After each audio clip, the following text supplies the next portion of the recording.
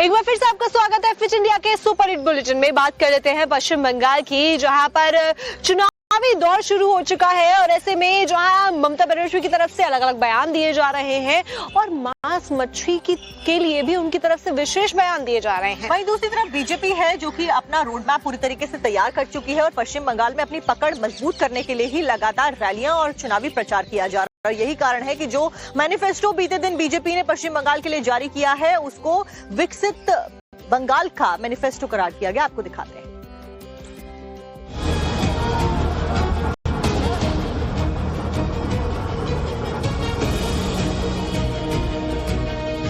बंगाल के अंदर यूसीसी को लागू कर कर सभी नागरिकों के लिए एक ही कानून बंगाल में हो वो सुनिश्चित करेंगे। पश्चिम बंगाल विधानसभा चुनाव के लिए बीजेपी ने शनिवार को अपना संकल्प पत्र जारी किया, जिसे खुद अमित शाह ने जनता के सामने रखा। ममता बनर्जी की सरकार को काउंटर करने के लिए महिलाओं और बेरोजगार युवाओं को हर महीने जहां 3,000 रुपए देने का वादा किया है, तो वहीं दूसरी तरफ बंगाल में बीजेपी की सरकार बनते ही घुसपैठियों को बाहर का रास्ता दिखाने का भी भरोसा दिलाया है। इसी के साथ शाह ने बंगाल में यूसीसी लागू करने को लेकर भी बड़ा ऐलान किया। भारतीय जनता पार्टी शासित कई राज्यों ने common civil code, uniform civil code लागू किया है।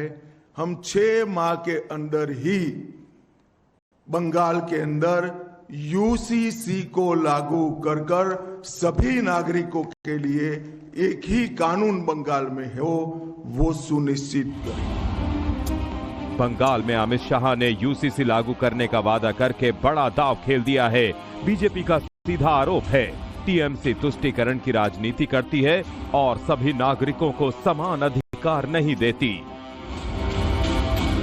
भारत के हर धर्म के नागरिक के लिए समान कानून हो वो तुष्टीकरण है, या कोई नागरिक 4 शादी कर पाएगा और कोई नागरिक 1 शादी कर पाएगा वो तुष्टीकरण है। यूसीसी तुष्टीकरण को समाप्त करता है। ममता जी को जो करना है वो करे। पूरे देश में जहां भारतीय जनता पार्टी की सरकारें हैं यूसीसी लागू हो कर रही। अगर बीजेपी के संकल्प पत्र की मुख्य बातों का जिक्र करें तो बीजेपी ने बंगाल की जनता को 6 महीने में यूसीसी लागू, 45 दिनों में 7वां वेतन आयोग, सरकारी नौकरी में महिलाओं को आरक्षण, महिलाओं बेरोजगारों को 3,000 रुपए की आर्थिक सहायता, गर्भवती महिलाओं को 21,000 रुपए की मदद, राज्य की बसों में महिलाओं का सफर मुफ्त, घुसपैठ पर 0 टॉलरेंस होगा, बंगाल में आयुष्मान योजना लागू। अब जैसे ही बीजेपी का संकल्प पत्र जारी हुआ तो अभिषेक बनर्जी ने बीजेपी पर विरोधाभासी वादों का आरोप लगा दिया। वो कह रहा मैं 1 करोड़ नौकरी दूंगा और कह रहा है 3,03,000 रुपए भत्ता दूंगा। भाई अगर आप नौकरी दोगे तो भत्ता का जरूरत क्या है? अगर आप भत्ता दोगे तो नौकरी कैसे बनेगी? तो सवाल दोनों पे उठना चाहिए।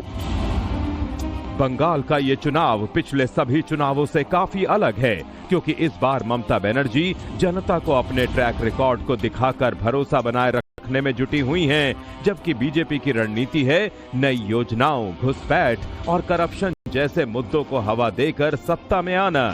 हालांकि बीजेपी की ये स्ट्रैटेजी चल भी पाएगी या नहीं, ये तो आने वाला वक्त ही बताएगा।